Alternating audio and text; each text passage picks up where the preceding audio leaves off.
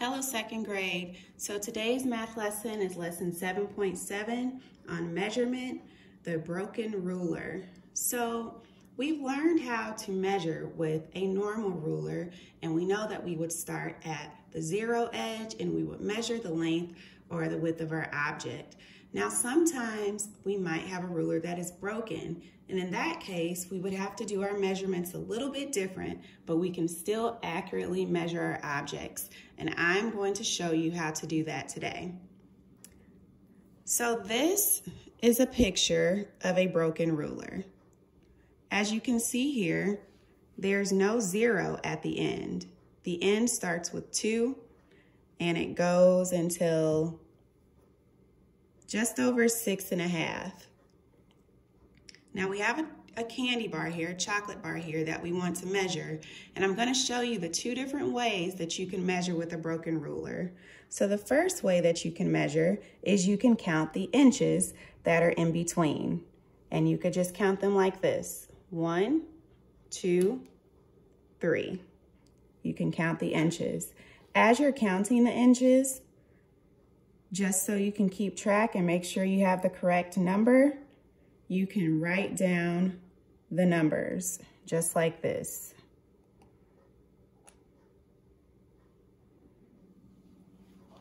So you could write 1, 2, 3. That way you know that you have 3 inches. So the second way that you can measure an object on a broken ruler is you can use a subtraction number sentence. And the way you would do that is you would look here at your broken ruler. You see it starts with 2, the candy bar is starting at 2, and it's ending at 5. So you would just make that into a subtraction number sentence. So your number sentence would be 5 minus 2 equals 3. And that's your answer. You get the same number as you do when you count the spaces. So you know that candy bar is 3 inches long. Thumbs up if we understand. All right, let's try another one here. So let's try measuring this pencil here.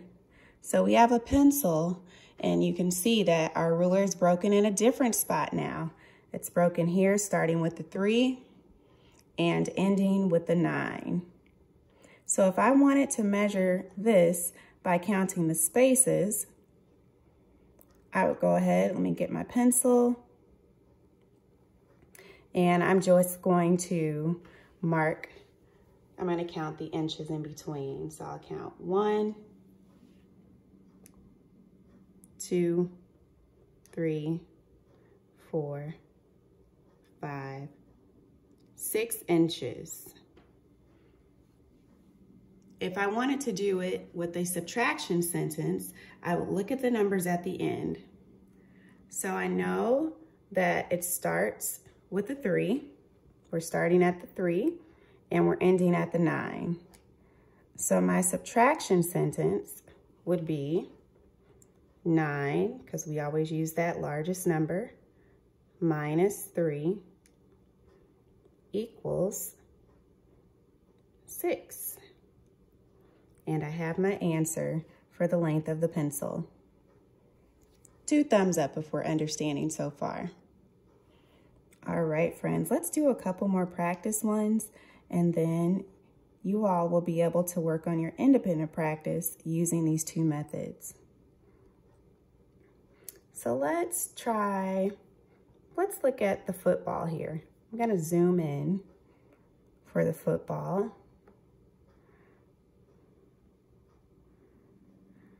So as you can see, this one isn't broken. So we don't have to do the broken ruler method. It's starting at the 0 and it's ending about right in between the 4 and the 5. You want to make sure that you are drawing the lines there to help you make sure your measurement is accurate. So I'm just going to zoom in a little bit. because those lines help you to make sure that you are starting and ending in the correct spots. You want to draw your lines at the very edge of the object, the very edge. It doesn't have to be exact because we learned about estimating yesterday. Make that line a little straighter. All right.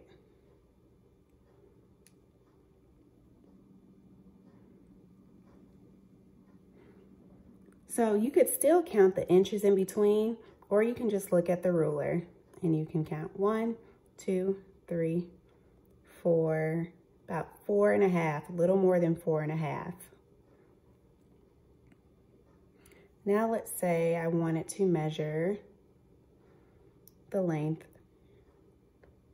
of this bumblebee here. The bumblebee is right in the center of the ruler. So I would have to measure this a little bit differently than I did that football because it's not starting at the 0, but that's okay. I have 2 methods to help me. First, I'm going to draw my lines to make sure I'm starting in the right spot. So it looks like it's starting here at 3 and ending at about the 7. Now I'm going to count the inches in between. 1, 2, 3, 4. So the bumblebee is 4 inches long. If I want to do a subtraction sentence, I could do it just like this. Erase that.